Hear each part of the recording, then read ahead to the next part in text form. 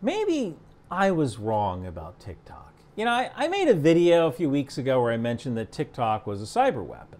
And I don't think I was wrong about that, but I mentioned how young people were radicalized by TikTok.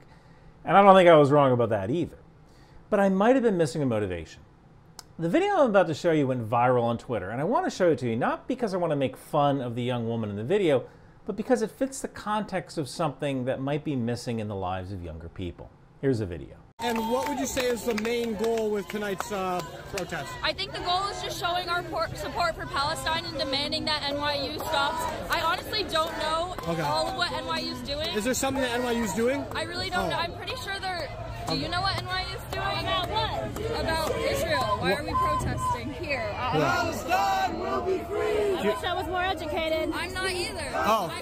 I came from Columbia. I was there up at Columbia and we came down. They said NYU students needed our support. So I came down. I heard there's lots of cops. Some people were saying it was getting dangerous. Now, I don't know who shot the video, and the person filming may have gone up to multiple people before they got the answer they were looking for. The video initially came from Colin Rugg on Twitter, who isn't always a fountain of truth, but you notice how this woman is wearing a mask. And mask wearing seems to be a common thread through the many protesters that you see in the US who are protesting Israel's military invasion of Gaza. For example, so I'm going to teach you a chant in Persian that you can use if you ever encounter those Zionist freaks, whether they be Iranian or whatever, all right? Now, I don't drink margaritas, but we all know what a margarita is. We all know what a bar is. So you're going to say, Marg Bar. Marg Bar. Marg Bar Israel. Marg Bar Israel. Marg Bar Israel. Marg Bar Israel. Marg Bar Israel. Marg Bar Israel. Thank you. What does that mean? Oh, so it has two meanings depending on who's asking. It can mean death to or down with. So can we get a Marg Bar America? We can get a Marg Bar America. Yes, we can. Marg Bar America. Marg Bar America. Marg Bar America. Marg Bar America. Thank you. and if you look at these Google employees who are protesting in their corporate offices, they are wearing masks as well. Now, initially, I thought they're doing it because they thought it could hide their identity, which really won't work with modern facial recognition software, but they might not know that. And the funny thing is that I would say every single person in this video has a smartphone on them, and I can grab your location data pretty easily just by purchasing advertising data. And the police and federal government have access to much more advanced tech. I would not be surprised if at some bigger departments, they have Wi-Fi collectors at protests that are just logging data in case they need it later. And you could say that masks are symbols of inclusivity, that the protesters want to be open to everyone, including people who are immunocompromised. Then I read this article in the Wall Street Journal. It said, they entered college in isolation and leave among protests. The class had missed out on fun. And I'll leave a link to that article below, although it might be paywalled.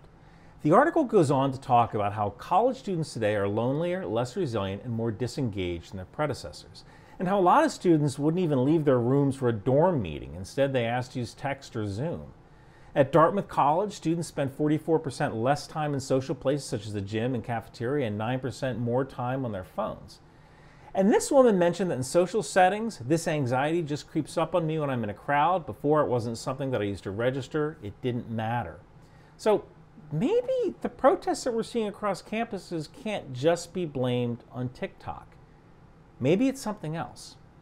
Maybe some students see this as an opportunity to actually get out and do something, to be part of something more important than themselves, and by wearing masks they can do that in a safe way, even if they don't fully understand why they're protesting. One interesting thing, there was a counter-protest at the University of Texas at Austin that showed pro-Israeli students, and none of them were wearing masks. And you have to admit today that it takes guts to walk around with an Israeli flag or a Star of David or a Chai. And I'm a mainline Episcopal. I'm a Christmas and Easter Irish Protestant, but I do wear a Star of David that a girl gave me before my last tour in Iraq. And I still wear it because I get to wake up every day and look at my greatest failure in the mirror. I chose the Army over her, and I have to live with my choice. But I've even thought, maybe I shouldn't wear this thing, but I do it anyway because I refuse to live my life in fear. And maybe that's it. Maybe we have a generation of kids who came of age in fear. And it was an understandable fear. When the whole pandemic started back in the spring of 2020, we didn't know what was going to happen. You know, in America, mortality is something done in private. We don't tend to see it. For the most part, it's done in hospitals. We don't tend to harvest our own meat. We buy it prepackaged from the supermarket. For the most part, even car crash fatalities have been trending down since the 1970s, although there was a recent uptick. In 2020, for the first time in many people's lives, they were faced with their own mortality. And it could have caused people to push away from their traditional support mechanisms, things like religious services or coworkers or clubs or even hanging around at a local bar. So maybe I was missing something from my video about the dangers of TikTok. Maybe the real key to all of these protests is a sense of community that has finally driven young people out of isolation. TikTok and social media certainly aren't helping, but I am a software developer, not a sociologist, so it's possible that I missed that one crucial factor, the need to belong to something, even if you don't really understand it. Thank you for watching. Hey everyone! New Ryan McBeth t-shirts and hoodies from Bunker Branding are available. I'm gonna get the HIMARS shirt. What are you gonna get, Donald? The Patriot shirt, because I'm a patriot. It's the best shirt, the biggest shirt. Make 14 tangos great again. What are you gonna get, Barack? Let me be clear. I'm gonna get a Drone Sweet Drone shirt. What about you, George? I'm gonna get a Try That Missile shirt because they're weapons of mass destruction. I'm going to get a Landmine Marker shirt because my presidency always blew up in my face. I'll tell you what I'm going to get. Ronald Reagan, but you're dead. I came back to tell you that no matter our politics, we're all Americans.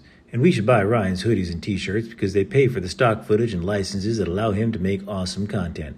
So come on down to Bunker Branding and buy a Ryan McBeth t-shirt or I'll start the bombing in 5 minutes.